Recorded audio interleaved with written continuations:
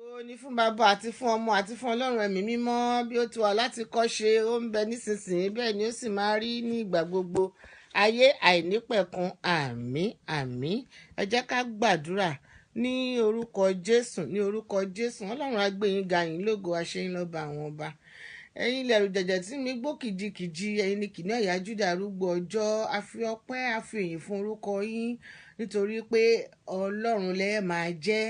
Àbàbà gbọ́ ọpẹ́ wa lórí àwọn ọmọ wa tá à ń gbàdúrà fún. Ọlọ́run gbọ́ ọpẹ́ wa àdúpẹ́ àyàn lógo nítorí pé lẹ́yìn àmì oní ara àmì ni a sì dúpẹ́ pé ẹ̀rí ayọ̀ Olúwa ní aképe yín ẹ̀yin ò sì dá wa lóhùn àwa náà sì yín lógo àyìn lógo nítorí pé à ń rí ẹ̀rí ayọ̀ lórí àwọn ọmọ. Ọlọ́run gbọ́ ọpẹ́ wa bàbá dúpẹ́ dúpẹ́ dúpẹ́ dúpẹ́ dúpẹ́ ẹ̀yin lẹ́ni gbogbo ọjọ́ àti ìgbà lọ́wọ́ ẹlẹ́ni kọ́kọ́rọ́ lọ́wọ́ ẹ̀yin lẹ́sìn tilẹ̀ ń tì í gẹ́gẹ́ bí olórin ti kọ pé áńgẹ́lì oníkálukú gbogbo wa ló láńgẹ́lì lórúkọ Jésù má gìjà áńgẹ́lì wo padà áńgẹ́lì àwọn ọmọ ẹ̀mọ́jò padà lẹ́yìn wọn. Aláàbò ìwọlá aláàbò Góṣónì ààbò rẹ tó dájú tó wà lórí àwọn ọmọ wa jẹ́ kó wà lórí wa náà lórúkọ Jésù Olúwa wa.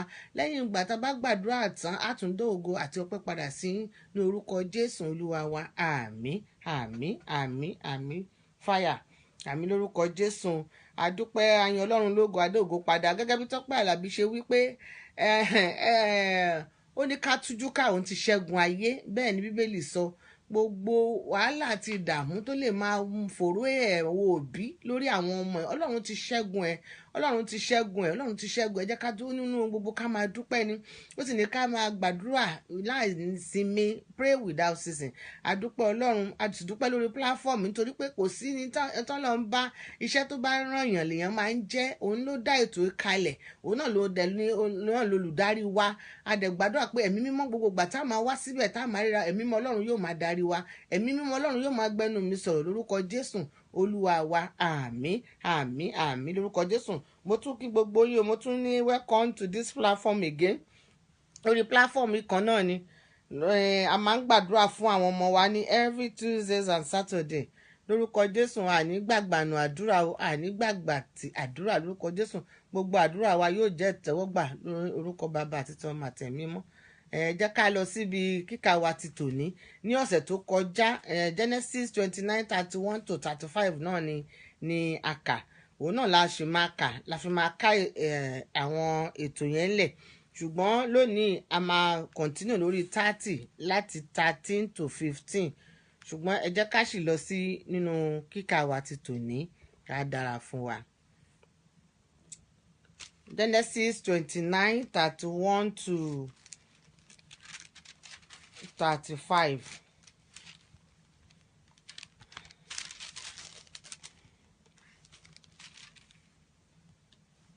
Nígbà tí Olúwa sì rí pé a kórìíra Léà ó sì ṣí inú rẹ̀ ṣùgbọ́n Rákẹ́lì yàgàn. Léà sì lóyún ó sì bí ọmọkùnrin kan ó sì sọ orúkọ rẹ̀ ní Rúbẹ́nì nítorí tí ó wí pé Olúwa wo ìyà mi nítòótọ́ ǹjẹ́ nítorí náà ọkọ mi yóò fẹ́ mi. Ó sì tún yún ó sì bí ọmọkùnrin kan ó sì wí pé nítorí tí Olúwa ti gbọ́ pé ó kórìíra mi nítorí náà ni ó ṣe fún mi ní ọmọ yìí pẹ̀lú ó sì sọ orúkọ rẹ̀ ní Símónì. Ó sì tún lóyún ó sì bí ọmọkùnrin kan ó sì wí pé ǹjẹ́ nígbà yìí ni ọkọ mi yóò fara mọ́ mi nítorí tí mo bí ọmọkùnrin mẹ́ta fún nítorí náà ni ó ṣe sọ orúkọ rẹ̀ ní Léfì. Last verse. Ó sì tún yún ó sì bí ọmọkùnrin kan ó sì wí pé nígbà yìí ni èmi yóò yin Olúwa nítorí náà ni a ṣe sọ orúkọ rẹ̀ ní Júdà ó sì dẹ́kun ọmọ bíbí. Praise the Lord hallelujah. Kíkà wa ti tòní nìyẹn a rí pé lọ́sẹ̀ tó nínú ọjọ́ Saturday ni a kà la dẹ̀ sọ̀rọ̀ lórí Genesis 30 verse 1 to 11 láti dúró. A rí pé nínú ẹ̀ náà a rí hatred àríyọ a rí envy àríyọ a rí anger ìbínú a rí jealousy a rí ìjà kéèyàn máa bára jà àti òdì yíyàn gbogbo ìlara àìnítẹ́lọ́rùn àìṣòdodo kọ́lọ́run kó ràn wá lọ́wọ́. Ǹjẹ́ gbogbo ìwà ìtabárí láàrin àwọn ọmọ wa náà àbí láàrin àwa òbí gan àti títí tó ń gbọ́ mi títún máa gbọ́ mi kọ́lọ́run Lédùmarè kó bá wa ṣàtúnṣe ibẹ̀ lórúkọ Jésù. Gbogbo tí ìwà ṣe ti rí pé ogun yẹn àtilẹ̀ ló ti wá ó ní tí ìpilẹ̀ṣẹ̀ bá ti bàjẹ́ ó ní kí lolódodo fẹ́ ṣe. Òun ló ṣe máa rí pé ọ̀pọ̀lọpọ̀ àwọn ọmọ ogun tó ń wà nínú ayé wọn yìí, ogun ìdílé yẹn tá à ń pè lógun ìdílé, ilé ogun tó ti bẹ̀rẹ̀ láti ilé, òun ló ń jẹ́ bẹ́ẹ̀. Ṣùgbọ́n ìwà ni àwọn ìwà àti ìṣe wa, òun náà fi ní ká ṣe àkíyèsí sára ní sáà tá a wà yìí. Lórúkọ Jésù ohun burúkú ò ní fọ̀ sẹ́mi àti ẹ. Àwọn ọmọ wa tá à ń gbàdúrà fún náà ojú ò ní tì wá. Gbogbo ìwà tí ò nítumọ̀ tá à ń wù táwọn ọmọ ń kó lára wa, ìwà burúkú yẹn Ọlọ́run ò ní jẹ́ jogún ẹ̀, kò sì ní kó bá àwọn ọmọ yìí náà. Ọ̀pọ̀lọpọ̀ ọmọ ló ti kó wà oríṣiríṣi láti ilé, ló ti lé ní ó ní charity big, ilé la ti ń kẹ̀ṣọ́ ròde, charity begins at home. Nígbà tí ọmọ gan ò bá níwà ìwà tó yẹ kó kórìíra láti inú ilé, ó fẹ́ lọ fẹ́ràn ìyá ọkọ ẹ̀ àbáwọn ará ilé ọkọ ẹ̀ ni, àbí ọmọ ọkùnrin gan yẹn tí ò sì fẹ́ràn láàrin inú ilé, tó kórìíra àwọn òbí àtàwọn àbúrò rẹ̀, pé tó náà bá níyàwó, ìwà yẹn yóò tún búyọ. Lórúkọ Jésù kọ́lọ́run kó ṣe àtúnṣe ibẹ̀, kó dàyà tuntun sínú àwọn ọmọ wa. Àbí ìwà envy ní kọ́mọ máa jowó ara wọn, kò dáa. Òun ló máa ń fa ìkùnsínú, ló máa ń fa àtìrìbìtà ẹ̀gbọ́n tí ń ṣe àbúrò, ẹ̀gbọ́n tí ń ṣe ẹ̀gbọ́n, àbúrò náà tí ń ṣe ẹ̀gbọ́n, ẹ̀gbọ́n tó wá lọ fẹjọ́ rẹ̀ sùn àwọn ọ̀ka ènìyàn. Iṣẹ́ tó ràn wọn, bá mi lọ́mọ mi ò kí ń dénú ọlọ́mọ, iṣẹ́ tó ràn wọn náà máa jẹ́. Lórúkọ Jésù àní rojọ́ ara wa fún ìkà, àní rojọ́ àwọn àbúrò wa, ẹ̀gbọ́n wa, àní rojọ́ àwọn ọmọ wa fún ìkà ènìyàn. Bá mi lọ́mọ mi ò sì dénú ọlọ́mọ. Àbí wà á gidi ni ọ̀pọ̀lọpọ̀ ọmọ ló yẹ pé áńgà ó ti jogún, àjogúnbá burúkú ni, gbogbo àjogúnbá ìbínú. Ọmọ mi báyìí ló yẹ pé nínú ilé bàbá yóò mọ nà ìyá ẹ̀ lójú ẹ̀ ni, ọkọ ìyàwó mi gan nọkọ. Nígbà tó ọmọ bá dẹ̀ wá dàgbà náà, kí ló náà máa ṣe? Á máa nà ìyàwó ẹ̀, bó bá ti ń gba lórí lọ́tún náà máa gba lósì. Gbogbo orúwà bẹ́yẹn la fẹ́nu ayé àwọn ọmọ wa. Ó ní gbogbo tí mi ò fẹ́, gbogbo tí bàbá mi ò bá gbìn, ó fa tuntun gbòǹgbò tí gbòǹgbò ní gbogbo orú ayé àwọn ọmọ. Gbogbo ọmọ tó bá mú ìwà àjogúnbá burúkú, ìwà àjogúnbá, wọn á ní àbẹ́ ẹ̀ ló ń ṣe. Tọ́mọ bá ṣe gan, ìyá ló ní tí ìyá ẹ̀ ń ṣe ni òwú tí ìyá gbọ́n lọ́mọ́ràn, tí bàbá náà ṣe lọ́mọ. Gbogbo ìwà tí ò nítumọ̀, tí ò fògo fọ́lọ́run nínú ayé àwọn ọmọ wa, ọ̀run kó parẹ́, ọ̀run kó bàjẹ́, ayérayé kó finá parun. Lórúkọ Jésù Olúwa wa. Ṣé ẹ ti rí gbogbo ìwà owú jíjẹ ó nìyẹn? Ẹ̀gbọ́n ló fẹ́ ìyàwó, àbúrò lọ́kọ́ fọ́kọ, àtẹ̀lá gbèrú fún agbe fún ìyàwó náà, ó di pé wọ́n ń tayò. Ẹ wá wo gbogbo ìrìn àjò ayé àwọn ọmọ yẹn. Ṣé irú Jacob yẹn gan tó pẹ́ ní àyànfẹ́ Ọlọ́run tọ́lọ́run bùkún, tó kó má jẹ́ ọmọ Ọlọ́run dúró lórí ayé rẹ̀, ṣó lè yẹ kójú rẹ̀ máa ráre? Ó ráre ni, torí gbà tó máa padà lọ bá Joseph ní ọ̀dọ̀ Pharaoh nílẹ̀ Egypt, tí Pharaoh sọ pé ọmọ ọdún mélòó ni, at that time he was 137. Ó ní kí n ṣọ̀rọ̀ ojú orí, ṣùgbọ́n òun ráre. Ọlọ́run ní jẹ́ aráre. Gbogbo ẹ̀yin òbí lórúkọ Jésù àtẹ̀mí náà àní ráre lórí ọmọ, àní dààmú, àní dààmú lórúkọ Jésù. Ọ̀ngán tó stage kẹnu ògùn ò ká wọn mọ́, wọ́n bẹ̀rẹ̀ sí parọ́ fún bàbá wọn, wọ́n bẹ̀rẹ̀ sí wúwo oríṣiríṣi, wọ́n ń báyàwó bàbá wọn sùn. Lórúkọ Jésù gbogbo èso tó tinú rẹ jáde, tó tinú mi jáde, gbogbo etí tó máa gbọ́ mi, àwọn ọmọ yìí ò ní kọjú ìjà sí ẹ lórúkọ Jésù. Àwọn ọmọ mi ò ní kọjú ìjà sí mi lórúkọ Jésù. Wọn ò ní dóhun èlò apáàtì lórúkọ Jésù. Nítorí pé ńgbà tá a bá bí ọmọ wọn á kí wa kú ewu ọmọ ni, tayọ̀tayọ̀ gan láfi gbọ́mọjó. Lórúkọ Jésù ò ní fi ìbànújẹ́ gbọ́mọjó, èmi náà ò ní fi ìbànújẹ́ gbọ́mọjó. Gbogbo kòtò àgbàná, gbogbo kòtò agídí, gbogbo kòtò má tẹ́gbẹ́, gbogbo kòtò má ṣe rere, gbogbo kòtò àìgbọràn táyé gbẹ́ fún ọmọ mi, tó gbẹ́ fún ọmọ rẹ, lórúkọ Jésù ọ̀run kó di lónìí ní orúkọ Jésù Olúwa wa. Àmín, àmín, fire. Dára fún wa. Let's share this program. It's very, very important. It's about time to be sharing this program now, and God will help us in the mighty name of Jesus. Nítorí pé àwọn ọmọ yìí ni àwọn ọmọ nílé tá ń kọ́ lórúkọ Jésù, lẹ́yìn òsì ni wó pa wá. Bẹ́ẹ̀ ni àwọn ọmọ yìí ni ayọ̀ wa, àwọn ọmọ yìí ni iyọ̀ wa, àwọn sì ní dòbu, àwọn ọmọ yìí ni ìmọ́lẹ̀ wa, wọn ò ní di òkùnkùn lórúkọ Jésù Olúwa wa. Àmín, àmín lórúkọ Jésù. Wa dára fún wa. Jẹ́ ká lọ sí Genesis chapter 30. Verse 13 to 15 tá la fẹ́ fi gbára wa níyànjú. Jẹ́ ká lọ síbẹ̀. Genesis 30 verse 13 to 15. Líà sì wí pé alábùkún fún ni èmi, nítorí tí àwọn ọmọbìnrin yóò máa pè mí ní alábùkún fún. Ó sì sọ orúkọ rẹ̀ ní Ásérì. Verse 14. Ní àkókò ìgbà ìkórè àlìkámà, Rúbẹ́lì sì lọ, ó sì rí èso mandraki ní ìgbẹ́, ó sì mú wọn fún Líà ìyá rẹ̀ wá ilé. Nígbà náà ni Rákẹ́lì wí fún Líà pé, èmi bẹ̀ ọ́, bùn mí nínú mandraki ọmọ rẹ. Last verse. Ó sì wí fún pé, ń ṣe nǹkan kékeré ó pé ń ṣe nǹkan kékeré tí ìwọ gba ọkọ lọ́wọ́ mi question náà ló náà fi ń dá lóhùn padà ìwọ sì fẹ́ gba Mandrake ọmọ mi pẹ̀lú. Rákẹ́lì sì wí pé nítorí náà ni yóò ṣe sùn tì ọ́ ní alẹ́ yìí nítorí Mandrake ọmọ rẹ. Praise the Lord á dára fún wa. 15 yẹn láti máa dúró. Mo lọ wò ó pé kí ni Mandrake gan tó fẹ́ gbà kó tó lè gbà láàyè kó tó sùn tí ọkọ ṣe àkótá bá ṣe ń ka lọ ó ti ń sọ fún wa pé ọmọ ló ń gbà tó dórí ọmọ kẹrin lọ́dọ̀ Júdà òun náà ti wò pé jẹun fún maid mi náà fún Jacob kó bímọ òun náà tún wò pé Sífà ìyẹn maid Leah náà jẹun tún fún Jacob kó tún bímọ wọn ṣàfihàn tayò Ọlọ́run kó ṣàánú Jacob Ọlọ́run ní kó dáyàn fẹ́ so ẹ wá wò nígbà tí ó wá tún di wò pé ó ti ń gbọ́kọ̀ ọkọ òun sá fún un ṣùgbọ́n ojú kòkòrò mo wò pé ṣojú kòkòrò ni Rákẹ́lì ní ni ló tún ti ń wo Mandrake tí bọ̀bọ̀ tí Rúbẹ́lì tún káwá láti oko ìgbẹ́ so mo wá lọ tiẹ̀ wò pé kí ni Mandrake yẹn gangan mo rí pé àwọn bíi herbs ayé àtijọ́ ṣàwọn orun sí náà wọ́n máa lo àwọn tó máa lo what's it call it àwọn bíi garlic mọ́ nǹkan tá a máa ń lò so ginger mọ́ nǹkan kan mo lọ wò náà bíi root bẹ́yẹn ni mo wá rí pé Mandrake yẹn gangan root ẹ̀ wọ́n fi máa ń treat bí àtẹ̀yà bá ní stomach ulcer bí àtẹ̀yà bá ní colic constipation asthma fever arthritis hay fever whooping cough vomitings wọ́n dẹ̀ fi máa ń lò fún sedation then reduce pain and increase sexual activities àwọn nǹkan tí wọ́n máa lo Mandrake yẹn fún nìyẹn so mo wá wò pé kí ló so important pé ok tó bá ti fún mi màá fún ọkọ mi á wá sùn tiẹ̀ lálẹ́ ṣé ẹ ti rí pé bàbá wa ṣe nǹkan ọkọ lọ ń ṣàánú kọ́ gba àwọn ọmọ wa lọ́wọ́ máa pọ́n kódó bó bá jẹ́ pé STD àwọn gonorrhea STDs àbí kí ló ń pè gbogbo yẹn wà ń bẹ́ẹ̀ ń gbà yẹn náà ṣe má ṣe máa pàṣẹ síra wọn náà nìyẹn gbogbo nǹkan yẹn náà ló mẹ́mú ẹ̀mí èèyàn kúrú kọ́ ló ń ṣàánú mo tẹ̀ pé bóyá increase sexual activities yẹn bóyá Rákẹ́lì náà tún fẹ́ lò bóyá rẹ̀ àtúnṣe gírí kọ́ ló ń kó ṣàánú tó gbogbo ìgbà yẹn náà ó ṣe ń wojú Olúwa so ó wá tó bá fún un ṣàpé tó bá fún un àwọn á lè gbà láyè kó sùn sọ́dọ̀ ọkọ lálẹ́ ó sì ó wá ráyè sùn ti Jacob ọkọ wọn ṣe àpò ó tún yún ibẹ̀ ló ti bí karùn-ún bọ àti ìbọ̀ sórí ìyẹn lónìí ṣé ó ti yé wa ẹ jẹ́ ká lọ ní àkókò ìgbà ìkórè yẹn tá a máa ń sọ ẹ jẹ́ ká lọ sínú Genesis 25 verse 30 Genesis 25 verse 30 mo fẹ́ bring kankan jáde ń bẹ̀ ni Genesis 25 verse 30 Ísọ̀ sì wí fún Jákọ́bù pé èmi bẹ̀ ọ́ fi ìpẹ́tẹ́ rẹ pupa ní bọ́mì àbí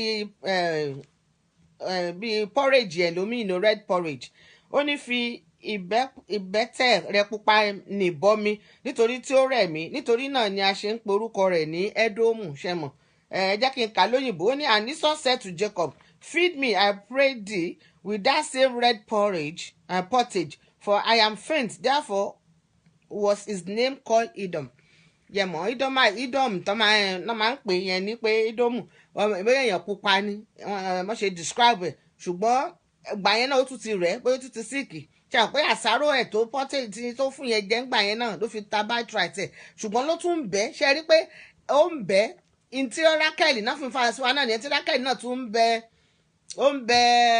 Leah tó bá fún un ní Mandrake inú tí Rúbẹ̀ gbédé òun á lè fi ṣẹmọ̀ gbogbo agbára gbogbo ogójì ṣódìgbà tá a bá ní òkè give ni ìwọ náà tó bá ti fún èmi náà fún ẹ lélẹ̀ ṣe rí pé ọ̀pọ̀lọpọ̀ àwọn ọmọ náà ló sì ń hùwà yẹn kọ́lọ́run kó ṣàánú because if you want to if you are a cheerful giver o ní láṣẹṣẹ tó máa ní òkè tó wọ́n náà bá fún mi ní èmi náà fún ẹ ní bí láàrin inú ilé níbo nìfẹ́ wà níbo nìfẹ́ sáré sí ohun tó ṣe jẹ́kọ̀ ẹ̀wọ̀ ara kejì ẹ̀ òyà ara ìsọ̀ òyà ó sì ní kó tún fún un bẹ́ẹ̀ kò yẹ kó máa bẹ́ẹ̀ kò yẹ kó máa bẹ̀bẹ̀ fún ó yẹ ká máa fúnra wa ní Ọlọ́run á ṣàánú rú àwọn ọmọ wa àtàwa gan tá a jẹ̀yà àwa fogún gbogójì kọ́lọ́run kó ṣàánú lọ́wọ́ gbogbo wa àwọn ọmọ iṣẹ́ ti rí ó yẹ tá a bá ń kà ọ̀rọ̀ Ọlọ́run ẹ mọ̀ pé ó ní fún ìtọ́ni ni fún ìbáni fún correction ni fún teaching ló wà fún ṣé ẹ ti gbogbo ìṣẹ̀ tó ti ṣẹlẹ̀ sírò àwọn people yìí náà kò ní lè tún máa repeat rẹ̀ repetition yìí ò ní máa wáyé ìfẹ́ ni Ọlọ́run ó lóun lọ́lọ́run God is love God is light.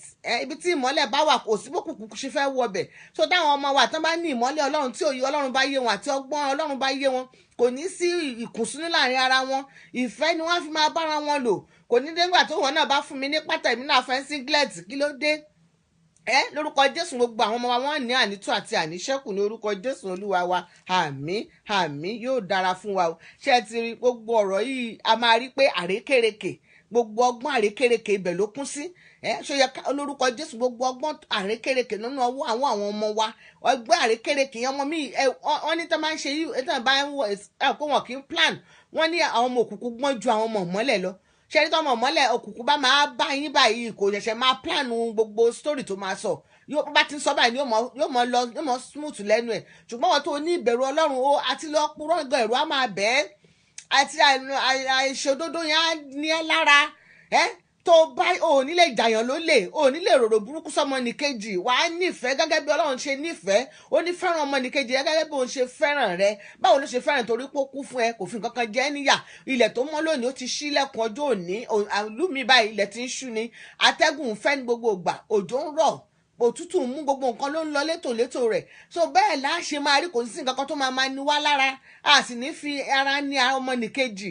Lórúkọ Jésù gbogbo àwọn ọmọ wa ọ̀rọ̀ Ọlọ́run yóò wọnú ayé wọn, ọ̀rọ̀ ayérayé yóò tún ayé wọn ṣe, ìpìlẹ̀ iṣẹ́ wọn yóò kọjá lọ síbẹ̀, yóò ṣàtúnṣe ibẹ̀. Gbogbo ọmọ tí gbogbo àwọn ọmọ wa pátápátá àtàwọn àyá gan tá a sì ní gbogbo ọgbọ́n àrékérekè, gbogbo ọgbọ́n àrékérekè ló kúnnú ìdílé yẹn. Ṣáwọn náà kọ́ là ń pé tá a máa gbàdúrà sáà ní Ọlọ́run Abraham, ṣáàrí àrékérekè yẹn náà ní ilé Abraham ni. A máa ní àrékérekè yẹn ilé Isaac ó ń bẹ́ẹ̀ ibẹ̀ náà ni Rebecca ló ti ṣàrékérekè fún Jacob àti ẹgbẹ́ náà ló tútù wà nílé àwọn Rákẹ́lì nísìn. Kọ́lọ́run kó ṣàánú àwọn náà sì là ń pè ní Ọlọ́run Abraham, Ọlọ́run Isaac, Ọlọ́run Jacob. Ta ni Ọlọ́run rẹ? So when you have Christ, let Christ be your Lord, let Christ be your Lord and Saviour. Mo ṣe máa sọ pé ọ̀pọ̀lọpọ̀ bí àwọn ibì kan wà tán wá pé wọ́n á sì máa pe ìpè Ọlọ́run, ìpè lágbájá, Ọlọ́run ìpè tàmọ̀dù, ìpè rúbo. Ìwọ gan ó ní ẹ̀mí ìhun, ó mí ẹ̀mí ìhun sí gbogbo ènìyàn. Ìwọ gan, you have the spirit of the Lord. Àwọn ọmọ wa yìí gan tí wọ́n ti mọ Jésù lólúwa àti olùgbàlà, ẹ̀mí Ọlọ́run ń gbénu wọn. The breath of life is within them. It's for them to let it manifest by hearing the word, and it will give them life. That is it. Ṣùgbọ́n Ọlọ́run ẹlòmíràn ní Ọlọ́run pé lágbájá, ọmọ orú ìpè tó pè ní, ọmọ nǹkan tó ń tọ́ sẹ́nu, ọmọ ibi tó ti lọ gba agbára àti àṣẹ títí ẹ̀. Ẹ jẹ́ ká dúró nínú Kristi. Ẹ jẹ́ ká dúró. When you say you are Christian, let's stand well. Let's stand well. Let's stand well. I said let's stand well in Christ, and God will help us. Ngbà tá bá ti gbàgbà tẹ̀mí mọ́ balẹ̀ wa, gbogbo nǹkan yóò máa tọ́ wa sọ́nà, yóò máa tọ́ wa sọ́nà. A sì ní rí wàhálà, Ọlọ́run ti ṣẹ́gun ayé, òun ti ṣẹ́gun rẹ̀, ní ká tújú ká gbogbo nǹkan gbogbo òkúrìtà tí ọmọ rẹ̀ bá lè wà tó dàbí ìnira fún òbí, àbí gbogbo òkúrìtà tí ìwọ gan wà tó dàbí ìnira fún ayé rẹ̀. Ẹ jẹ́ ká gbójú wo Jésù, ẹ gbójú sókè. Ó ní níbo ni ìrànlọ́wọ́ wa yóò ti wá, yóò ti Ọlọ́run tó dán àwọn ayé, ọba tí ò jẹ́ kí ẹsẹ̀ rẹ̀ kí àwọn ló ń pẹ́ mọ́, òun tí ì sùn tí ì sì tó gbé, òun sì ló ń pa àwọn ọmọ mímọ́, ló ń pa ọmọ rẹ̀ mọ́. Ẹ jẹ́ ká gbé ọkàn wa sí Kristi. Bẹ́ẹ̀ ni ó ní gbogbo gbogbo ìwà nítẹ́lọ́rùn, gbogbo ìwà alẹ́nulọ́wọ́ gbà, gbogbo ìwà ìdọ̀tí. Ọkùnrin agbélé ìyàwó àárọ̀, ọkọ á sùn síbi lálẹ́, ìdọ̀tí ni. Let your body, that is the temple of God.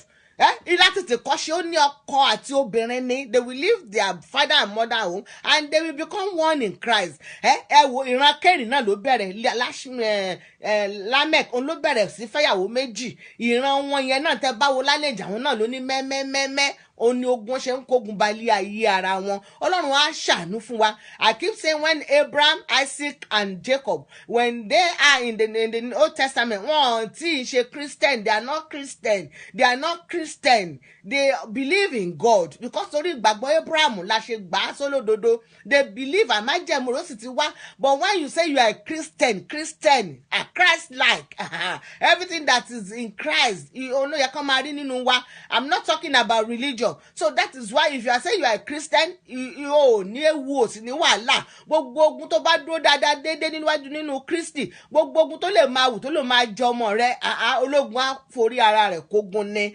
Ológun á forí torí arógun gbógun mù lọ́lọ́run táwa gbójúlé. Arógun gbógun mù ní Kristi bàbá àtọ́fẹ̀yìntì ní ajípọ̀jọ́ kúdà. Ó ní Ọlọ́run tí ó ní ó jí òkú náà, òkú tó ti kú for 4 days. So gbogbo nǹkan tó ti lè dòkú nínú ayé ayé ọmọ mi wọnú ayé ọmọ rẹ. Ó bá ti kété tó bá ti Jésù bá ti wọ ọbẹ̀ báyìí gbogbo ẹ̀ á sì nítumọ̀. Ẹ jẹ́ ká di Kristi ní Olúwa, ẹ jẹ́ ká gbà ní Olúwa àti olùgbàlà wa, yóò sì dára fún wa. Gbogbo right and run gbogbo from fire to fry pan, from mountain to mountain, from one kìnnìkan to another. Ìjọ súnmọ́, meditate in his word. Má jẹ́ kán fi ọ̀rọ̀ ẹnu lásán kán fi jẹ́ lólè. Má jẹ́ kán fi kó ẹ lógun lọ ní ìkẹyìn ọjọ́. Lórúkọ Jésù òun burúkú ní fọ̀ sí èmi àti ẹ. Á dára fún wa. Àdúrà ṣẹ́rí ẹ̀mí ló ń darí. Mo wá purposely to pray for our children. But what the Spirit led me, as the Spirit led me, ó ní mo ń sọ yẹn. Ọlọ́run á sì ràn wá. Torí òun ló ní mí. I'm the vessel and I'm the ambassador. Whatever you want me to say, that's what I will say. And I thank God for the Holy Spirit. Father, Lord, I give you all the glory. In the mighty name of Jesus. Á dára fún wa. Ṣẹ́rí láàrin ìdílé yẹn ìlara wà ń bẹ̀. Owú jíjẹ, àìnífẹ̀ẹ́ ara wọn dénú, àtẹnujẹ, gbogbo ìwà àìbójúmu tó wà àti láti àtètèkọ́ṣe ló ti wà. Gbogbo ìwà yẹn ti wà láti àtètèkọ́ṣe. Then you will see that after the laugh before the cross, gbogbo ẹ̀ rúdurùdu ni. But the laugh after the cross, no matter bí ìjì yẹn ṣe le tó, wọn deny Christ. Even the son that become Paul tó jẹ́ pé òun gan ló ń pa gbogbo àwọn ọmọlẹ́yìn Kristi.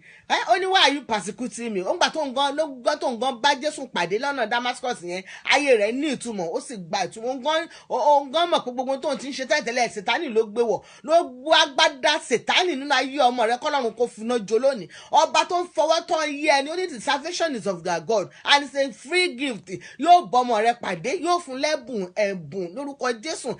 Salvation Ọlọ́run yóò fọwọ́ tọ́ ayé àwọn ọmọ wa. Àníwà bákan náà mọ́ lórúkọ Jésù. Gbogbo òbí tó ń gbọ́ mi àti tó tún máa gbọ́ mi, ó bá níbi tó ọmọ rẹ àbídì kan tó yẹ pé ó ti ń déṣìlẹ̀ ẹ, àbó tí ń wò pé kò sí Ọlọ́run ni ó ti gbàdúrà ó ti sún ẹ, ó ní kó o tújú káwọn ti ṣẹ́gun ayé. Ọlọ́run yóò fi ayọ̀kúnnù rẹ, yóò fi ayọ̀kúnnù àwọn ọmọ ẹ. Ojú òní tiẹ̀ mí náà lórúkọ Jésù. Ìlérí Ọlọ́run májẹ̀mú rẹ yóò ṣẹ lórí ayé àwọn ọmọ ẹ lórúkọ Jésù. Wọn fọwọ́ bògo òṣùpá, wọn fọwọ́ bògo ìràwọ̀. Kò sí bọ́mọ aráyé ṣe fẹ́ fọwọ́ bògo rẹ, kò sẹ́ni tó lè mọ́jọ́ kọjọ́ má là, kò sí ẹni tó lè ní káwọn ọmọ yẹn má ṣe rere. Gbogbo ìlérí Ọlọ́run lórí ayé àwọn ọmọ yóò wá sí ìmúṣẹ. Gbogbo ìlérí Ọlọ́run lórí ayé mi yóò wá sí ìmúṣẹ. Lórí ìwọ tó ń wò mí yóò wá sí ìmúṣẹ. Ìwọ ni kó fọkàn rẹ balẹ̀ kó lè rógò rẹ lò. Ìwọ ni kó fọkàn rẹ balẹ̀ kó yé yajúlé kiri, kó má jẹ́ káwọn ẹni ìkà kan kọ́ bo ògo náà kó lè rí lò. Kó ní kúkú àìtọ́jọ́ olórúkọ Jésù. Ó lo ẹ̀mí gúngùn ló fi lólé ayé. Ó ní lónú àìsàn, mi náà ní lónú àìsàn. Tó bá rí gbogbo agbára tá a wá tàrí nínú Kristi tó ní ta ló ń sọ̀rọ̀ àbí ta ló ń gbọ́ mi, àbáwọn wo gan là ń gbàdúrà fún lórúkọ Jésù kọ́lọ́run kó gbàgbára lọ́wọ́ wọn. Ìmọ̀ wọn kó sọ di asán. Ó ní ẹ kóra yín jọ, ó ní kíkó jọ yín kì í ṣe ní titi Ọlọ́run. Ó ní ẹ kóra yín jọ ní aláàtú yín ká lórúkọ Jésù. Ọba tó ń tú wọn ká ní dọ́tí gbé ń dáná ọ̀rọ̀ yóò tú wọn ká.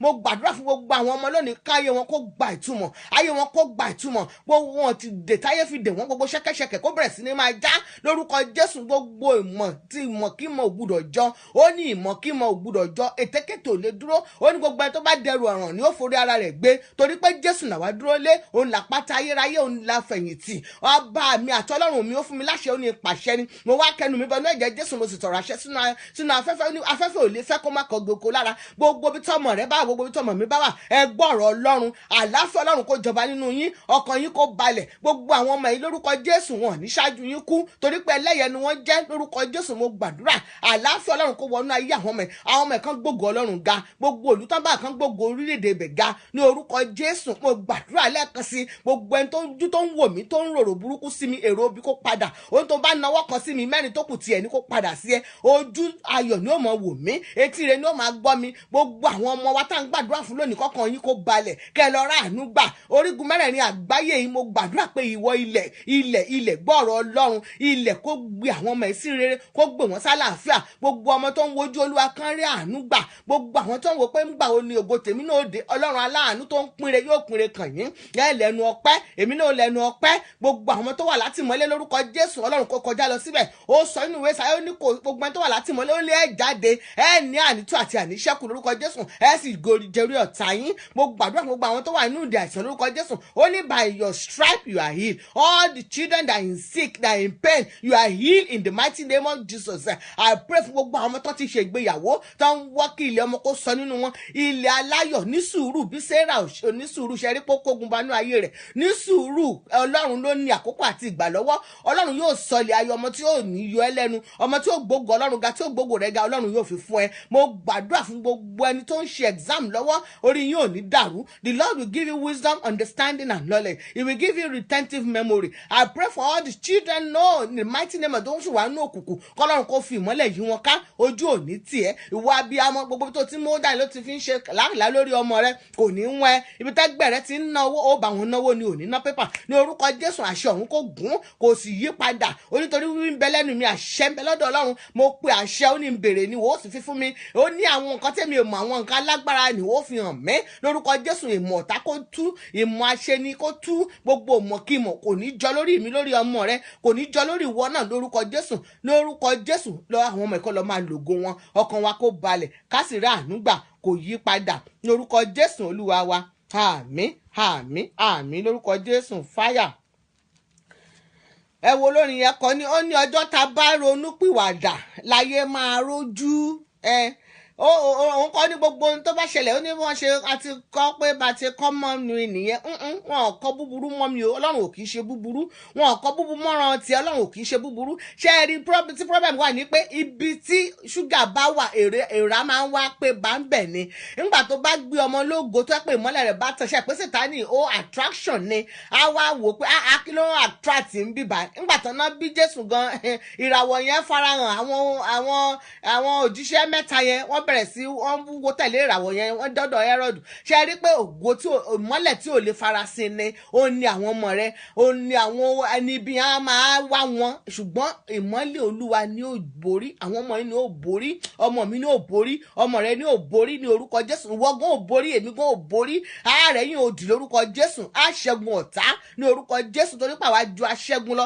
torí pé Kristi sì ń gbénu wa ó ń gbénu rẹ Kristi yẹn náà ló ń gbénu àwọn èso tó jáde nínú ayé rẹ lórúkọ Jésù ẹ̀rù ò ní bẹ́ẹ̀ ò ní ṣílẹ̀ tẹ̀ ò ní rógun ọ̀rẹ́ tí ó mọ ẹ lọ ibi tí wọ́n ti tẹ̀ ẹ́ pa gbogbo àwọn ọmọ ẹ gbogbo àwọn tó wà nínú ẹgbẹ́ òkùnkùn nínú kóòtù lónìí ìdè kó máa já ìdè kó máa tú gbogbo ẹgbẹ́kẹ́gbẹ́ ó ní gbogbo tí bàbá mi ò tà tí ò rà gbogbo tí ò gbìn tó bẹ̀rẹ̀ sí farahàn nínú ayé àwọn ọmọ ẹ lórúkọ Jésù àfàtú pẹ̀lú agbára àṣẹ àfàtú àfiná àwọn palẹ̀ rẹ̀ mọ́ ní orúkọ Jésù Olúwa wa àmín àmín àmín àmín lórúkọ Jésù nítorí ìdí èyí o ẹ jẹ́ ká gba Jésù ní Olúwa àti olùgbàlà á dára fún wa ojú òní tì wá ọkàn mi ó balẹ̀ tí ẹgún ó balẹ̀ ṣé ẹ ti rí ọ̀pọ̀lọpọ̀ ló yẹ pé wọn ò lè ka bíbélì ọ̀pọ̀lọpọ̀ gan ni ò lè gbàdúrà yóò mọ ìṣẹ̀wá bàbá kan tí ó máa gbàdúrà fún ṣé ẹ ti rí pé àwọn ọmọ ẹ̀gán weak but any tábà pera wá Christian if you are prayerless ṣé ti rí pé ọlọ́mọ yẹ kí Sátánì gẹ̀ẹ́tì yẹn mo nígbà tá a bá ń gbàdúrà báyìí gan kò ní wá ṣùgbọ́n sọ ti mọ̀ pé fáyà iná ló gbé lọ́wọ́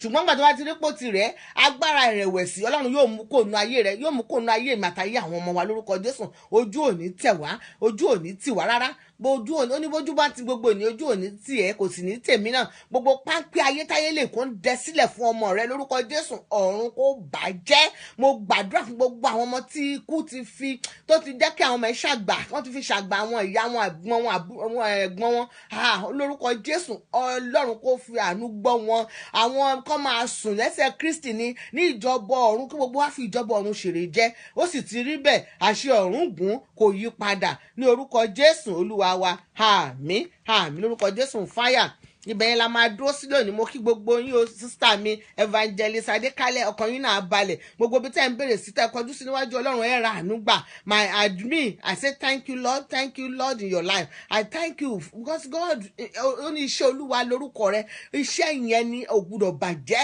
and I pray that we know God if in a faithful way you will know God you will serve God in the mighty name of Jesus I pray for you you will call 1,000 will answer you you will not remain the same name, in the mighty, we excel in the mighty name of Jesus. And I use this opportunity to pray for all your siblings, all your family, both home and abroad. They will be prosper. They shall be fruitful in the mighty name of Jesus. In the land of the living, you will not serve. You will be heard. You shall not be taken. And so shall it be in the mighty name of Jesus. And I pray for myself. I will not remain the same. In Timothy mọ̀nà yẹn náà tó mú padà sí ẹsẹ̀ bí ẹbí mi kò ní ṣẹlẹ̀ sí mi. Gbogbo agbára tí ń deni nídè. Gbogbo agbára tí ń múni padà síbi ìkórìtà tó téèyàn ti lè ṣègbé. Gbogbo agbára yẹn k'Ọlọ́run kó bàjẹ́. Gbogbo ọ̀rẹ́, gbogbo ẹbí, gbogbo ẹnikẹ́ni tó bá kóra wọn jọ ní ìṣe ní kókó jọ ti Ọlọ́run k'Ọlọ́run kó dojú tì wọ́n. Mo gbàdúrà fún ẹlẹ́ẹ̀kan sí my sister. Iṣẹ́ rẹ ò ní diṣẹ́ oníṣẹ́. Adékálẹ̀ ò ní bàjẹ́, ò ní lo àkísà kẹ́yà aṣọ.